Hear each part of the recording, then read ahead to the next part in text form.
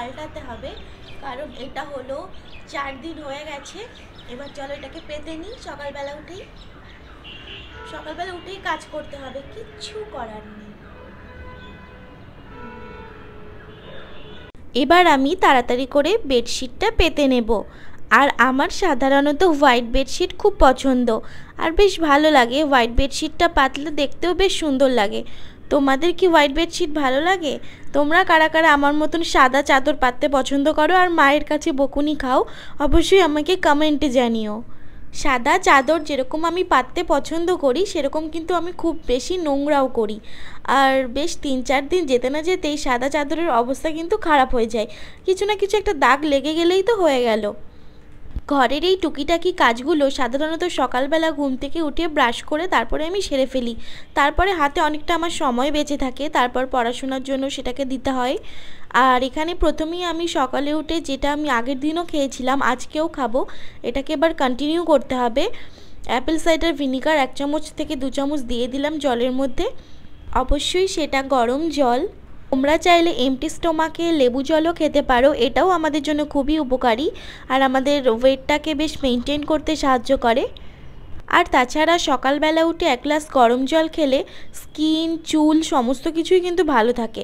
স্কিনও যেরকম ভালো হয় আর সেরকম চুলটাও কিন্তু আমাদের ভালো হয়, চুলের গ্রোথটাও কিন্তু অনেকটা স্ট্রং হয়। তোমরা যদি একভাবে কন্টিনিউ করে থাকো তাহলে অবশ্যই ডিফারেন্সটা বুঝতে পারবে। এটা খাওয়ার পর এবার আমি তৈরি করব সকালের জন্য ব্রেকফাস্ট। এটা তোমরা দুপুরে লাঞ্চের জন্যও ইউজ করতে পারো, মানে খেতে পারো। এবার থেকে আমি তোমাদের সাথে প্রতিদিন সকালবেলা আমার হেলদি ব্রেকফাস্ট শেয়ার করব, আর কোনো জাঙ্ক ফুড খাবো না। এই সমস্ত রান্নাবান্নাগুলো সাধারণত আমরা ইউটিউব থেকেই পেয়ে থাকি। ইউটিউব, ফেসবুক, এখন তো সোশ্যাল মিডিয়া খুললেই রান্নার জিনিসই আমি শুধু চোখে দেখতে পাই। কত কিছু রান্নাবান্নায় না মানুষ শিখে যায়। কেউ যদি কোনো কিছু রান্না করতে না পারে, তার তো এখনকার দিনে কোনো অসুবিধাই নেই। জাস্ট ইউটিউব খুলে সেটাকে সার্চ করলেই পাওয়া যায়। আমি তো মাঝে মাঝে অবাক হয়ে যাই, কিভাবে আমি জল পান করব, কিভাবে আমি পাতলা মুসুরির ডাল রান্না করব, সেগুলো সমস্ত কিছু ইউটিউবে দেওয়া আছে। মানে মানুষজন আপলোড করে, তাও আবার অনেক প্রচুর পরিমাণে। এরকম না যে একটাই শুধুমাত্র আপলোড করা রয়েছে মুসুর ডাল, অনেক আমি সেটাই দেখি। মানুষজন এখন চারিদিকেই নিজেদের কাজকর্ম সমস্ত কিছুই সোশ্যাল মিডিয়াতে আপলোড করে, যার জন্য কিন্তু আমরা অনেক কিছু বাইরের খবরাখবরও জানতে পারি। একটা ব্রকলির হাফ মতন আমি ছাড়িয়ে নিয়েছি, মানে কেটে নিয়েছি, আর একটা নিয়েছি গাজর। একটা ব্রকলিটা একটু বড় ছিল, তাই জন্য আমি পুরোটা ইউজ করিনি। পুরোটা তোমরা কেউই খেতে পারবে না, তাই জন্য আমি হাফ করে নিয়েছি। আর এবার আমি কেটে নিচ্ছি এখানে একটা গাজর। গাজর কিন্তু একদম গুণাগুণে ভরপুর। মানে ছোটোবেলায় মাও বলতো না যে গাজর, টমেটো, শসা এগুলো সবসময় স্যালাড হিসাবে দিত কেটে। এগুলো আমরা ছোটোবেলায় খেতাম এমনি কিছু রকম না জেনে, জাস্ট খেতে ভালো লাগে, ভেজিটেবল স্যালাড, তাই জন্য খেয়ে নিই। এখন তো আমরা সমস্ত কিছু গুণাগুণও জানি, তাই না? গাজর কিন্তু আমাদের ব্লাড সুগারকে কন্ট্রোল করে, আমাদের ওয়েট ম্যানেজমেন্টে হেল্প করে, আমাদের ব্লাড প্রেশারকেও কিন্তু কন্ট্রোল করে, সাথে আমাদের ইমিউনিটিকেও ইমপ্রুভ করে। আমরা যত সবুজ শাকসবজি খাবো তত আমাদের স্কিন বেশি গ্লোয়িং হবে। আগের দিনই আমি তোমাদেরকে বলেছিলাম, যত বেশি ভেজিটেবলস আমরা খাবো তত আমাদের স্কিন ব্রাইট হবে আর গ্লোয়িং হবে। এবার আমি এর মধ্যে দিয়ে দেব কিছু মটরশুঁটি। আমার কাছে ছিল মটরশুঁটি, সেগুলো আমি দিয়ে দেব। সমস্ত কিছু কেটে ধুয়ে ভালো করে রেডি করে ফেলেছি। এবার আমি কোনো একটা পাত্রতে জল বসাবো, সেটাকে একটুখানি গরম করে নেব ফার্স্টে, জাস্ট একটু বাবলস উঠবে। তার মধ্যে এবার আমি এই ব্রকলি আর গাজরটাকে হালকা করে একটু বয়েল করে নেব। একটু জাস্ট 3-4 মিনিট মতন বয়েল করে নিলেই হয়ে যাবে।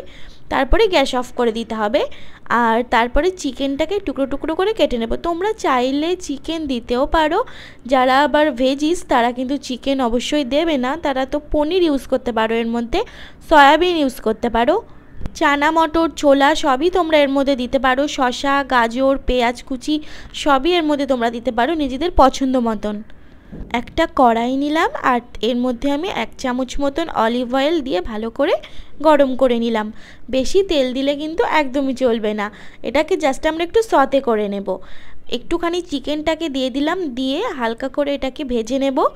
এই চিকেনটাকে সেদ্ধ হওয়ার জন্য তোমাদেরকে কিন্তু সবসময় এই রান্নাটা ঢেকে ঢেকেই করতে হবে।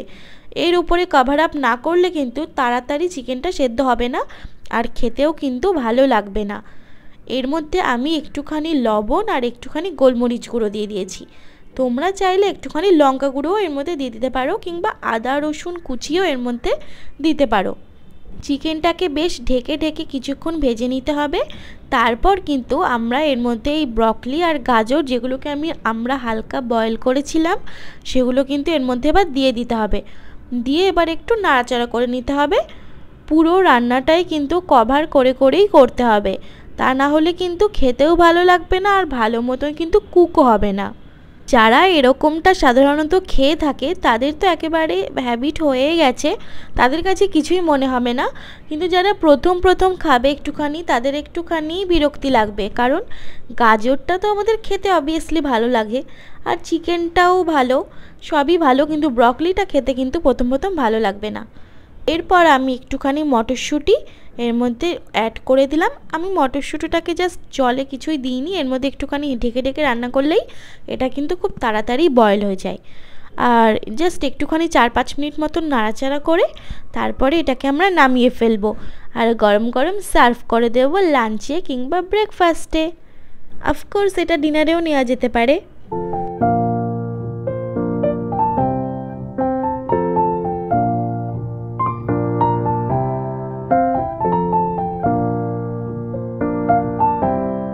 চলো সকাল সকাল এবার ব্রেকফাস্টে সেরে ফেলি। তোমরা সকালবেলা উঠে লুচি ঘুগনি পছন্দ করো নাকি এরকম ভেজিটেবলস? সবাই বেশিরভাগ লুচি ঘুগনিই বলবে, আমারও সেটাই পছন্দ। বাট যখন আমরা একটুখানি মোটু হয়ে যাই, একটু চর্বি হয়ে যাই, সেটাকে কমানোর জন্য আমাদেরকে কিন্তু একটুখানি হেলথ মেনটেন করতেই হবে। এরপর খাওয়া দাওয়া হয়ে গেলে আমি একটা এখানে ফেস প্যাক বানাবো। তোমরা অনেক দিন ধরেই আমাকে বলছিলে স্কিন কেয়ার ভিডিও দেওয়ার জন্য। নেক্সট ভিডিওতে পুরোটাই স্কিন কেয়ারই করব। আর আজকে আমি এখানে একটুখানি নিয়ে নিলাম বেসন, আর এর মধ্যে নিয়ে নিলাম লেবু, পাতিলেবুর রস। ট্যান রিমুভ করার জন্য বেসনের থেকে ভালো ফেস প্যাক আর কিছুই হতে পারে না, যেটা আমাদের ঘরেও থাকে, আর যেটা আমাদের কিন্তু খুব একটা দাম দিয়েও কেনা লাগে না। আর এর মধ্যে কিন্তু যে জিনিসগুলো দেব খুবই সামান্য পরিমাণে, সবার ঘরে ঘরেই থাকে, যে কোনো সময় কিন্তু মানুষ সেগুলোকে বার করে ইউজ করে নিতে পারে। একটুখানি টমেটোর রস দিয়ে দেব।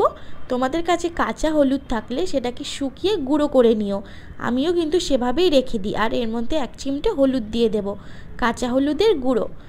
এবার এটাকে ভালো করে মিক্স করে নেব। সানট্যান রিমুভ করার জন্য বেসন কিন্তু খুবই ভালো কাজ করে। যাদের অ্যাকনি প্রবলেম আছে, অ্যাকনি প্রবলেম কিন্তু রিমুভ করতে বেসন কিন্তু সবথেকে ঘরোয়া উপায়। ডার্ক স্পট রিডিউস করতে হেল্প করে, সাথে কিন্তু আমাদের স্কিনটাকে অনেক বেশি গ্লোয়িং করে। উইকে যদি তোমরা 2 বার এটাকে লাগাতে পারো তাহলে কিন্তু ডিফারেন্স তোমরা অবশ্যই বুঝতে পারবে। টক দই থাকলে অবশ্যই তোমরা এর মধ্যে টক দইটা মিশিয়ে নিও, কারণ সবথেকে উপকারী হচ্ছে টক দই। খাওয়াও ভালো, গায়ে মাখাও ভালো।